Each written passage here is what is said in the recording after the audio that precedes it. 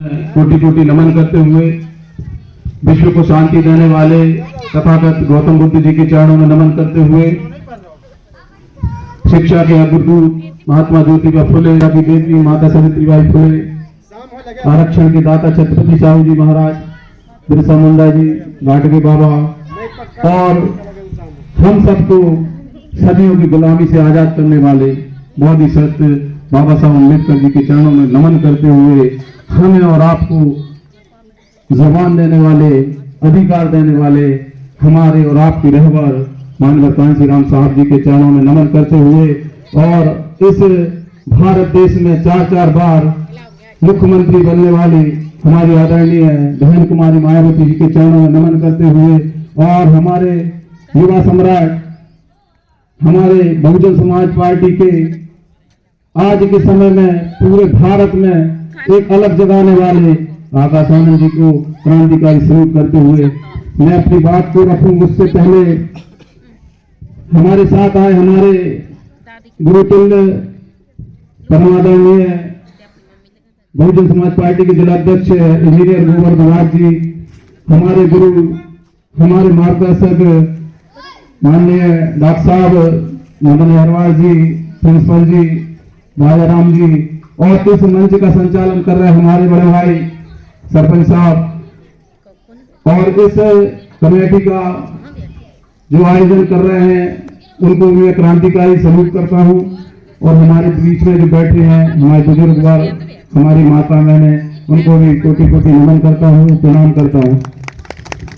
साथियों, इसके पहले मैं आया था, पिछले बार आप लोगों ने बुलाया था, उसके लिए बहुत बहुत आभार। और इस बार जो मैंने यहाँ आके देखा है वो वास्तव में आप लोग धन्यवाद के पात्र हैं, आभार के पात्र हैं।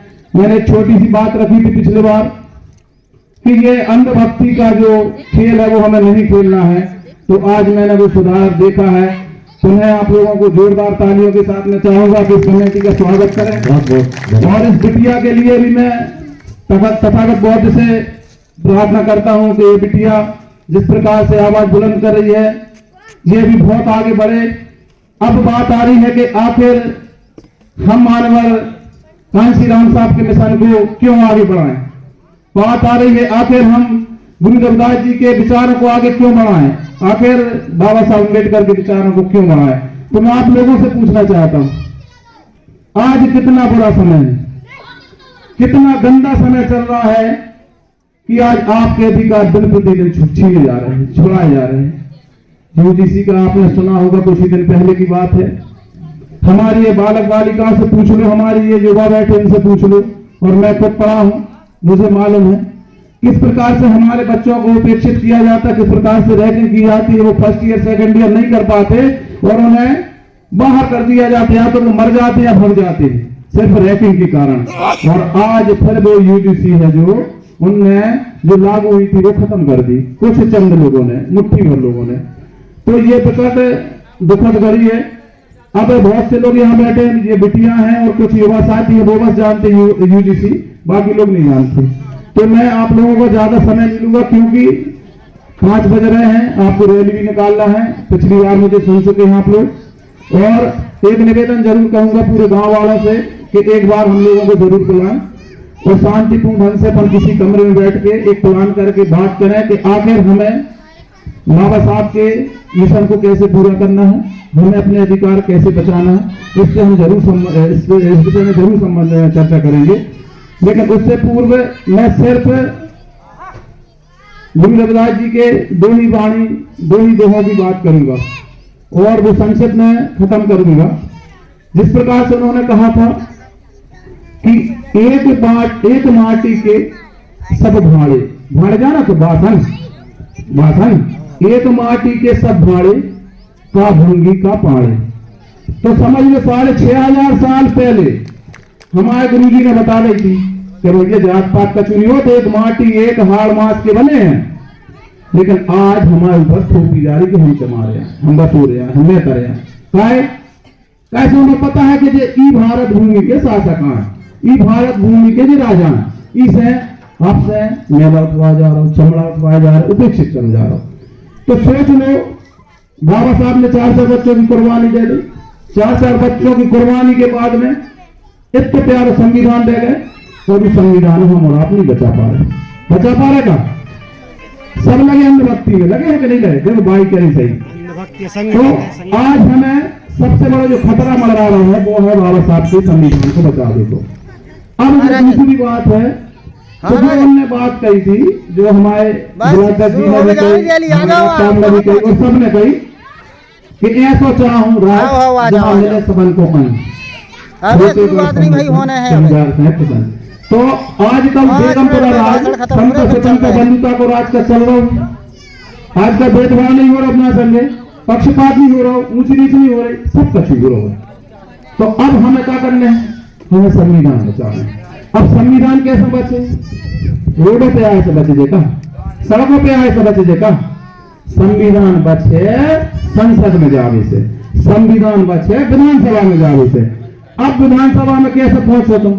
जो 2 वोट को अधिकार दो तो बाबा साहब ने, अब तो बची 1 को, तो हमें 1 वोट को जो अधिकार बचो है उसको सही इस्तेमाल करना है।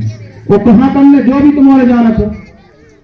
आज गुरु जी को प्रकाश पर्व हम चर्चा नहीं करना चाह रहे थे, लेकिन जरूरी है बाबा साहब ने कही थी कि उंगरिया को सारा पंजा देख रहे हैं, संविधान बने हैं और उंगरिया के सारे समझने पड़े कि राजनैतिक सत्ता वह मास्टर चाबी है जिससे हर समस्या के ताले खोले जाते हैं। और हम मंदिर मस्जिद ना जाकर संसद मंदिर में कब्जा करें, तो हमें कहाँ जाना है? संसद में। हम मंदिर नहीं जाने, हम मस्जिद नहीं जाने। तो अब हमें एक ऐसा दल भी जाने हैं, ऐसा संगठन भी जाने हैं जो आपके अधिकारों की बात करे। तो भैया भाजपा कांग्रेस तो कर नहीं गई, जब तुम्हें पता है एक सामने से मार रहा हो जो भाजपा का हाथ है और एक पीछे से मारो। तो अब अगर भारत भूमि में कौन तीसरा दल बचत है, 6 राष्ट्रीय दलों में, तो वो बचत है बहुजन समाज पार्टी, जो उनके लाने बहन जी ने बच्ची की उम्र से मेहनत करी, 18 साल की उम्र से, और पूरे जीवन खपा था। उन्हें शादी नहीं करी, उन्हें कंगी नहीं करी, उन्हें कोई भी प्रकार से शौक नहीं करे। आज जा समझ लो कि 70 की हो गई, वे कब लगी है भाई? इन जैसी बेटियों सामने आने पर, इन जैसी माताओं सामने आने पर, और हमारा कब लगी है? तो हमें सिर्फ और सिर्फ एक ही काम करने हैं, वो संविधान बचाने। और संविधान बचे वोट से। तो वोट कहाँ देने वो आप समझदार, जो आपको लगेगा, जो आपसे छूछूत में करे, जातिवाद में करे और वास्तव में बहुजन समाज की बात करे। तो साथियों, जैसा कि मुझे आदेश हो गया है कि काफी टाइम हो गया है, और मैं आप लोगों को गुरु रविदास जी के 649वें पर्व दिवस पर बहुत बहुत मंगल कामना करता हूँ, ढेर सारी बधाई देता हूँ, और आप लोगों से निवेदन भी करता हूँ कि यहाँ आज प्रतिज्ञा लेके जाए। आज यहाँ प्रतिज्ञा लेके जाए। कौन कौन जाएगा? हाथ खड़ा करो, करो बेटा। नहीं शर्मा नहीं, ऊपर करो, ऊपर करो। आज हमें प्रतिज्ञा लेके जाना। सबसे पहले जो माता बहने हैं वो अंधविश्वास में नहीं पड़ेगी, नहीं पड़ोगी ना, अंधविश्वास नहीं करने, ठीक है, आडंबर में नहीं पड़ना। दूसरी सबसे बड़ी प्रतिज्ञा कि हमें नशा मुक्त रहने हैं।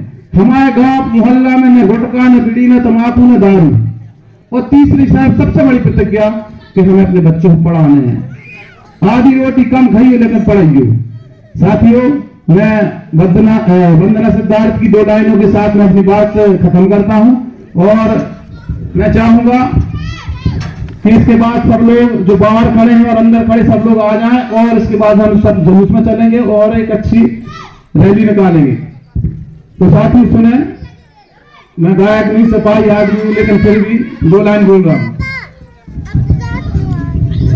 हम दीन की औलाद हैं सम्मान के लिए, अरे हम दीन की औलाद हैं सम्मान के लिए, जान भी दे देंगे संविधान के लिए, संविधान के लिए। ऐसा नहीं, अरे ऐसा नहीं कि जान बस हमारी जाएगी, घटना फिर थी ना कोरे गांव की दोहराई जाएगी, दोहराई जाएगी। जय भीम, जय भारत, जय रविदास। इसके पश्चात बहुत बहुत धन्यवाद।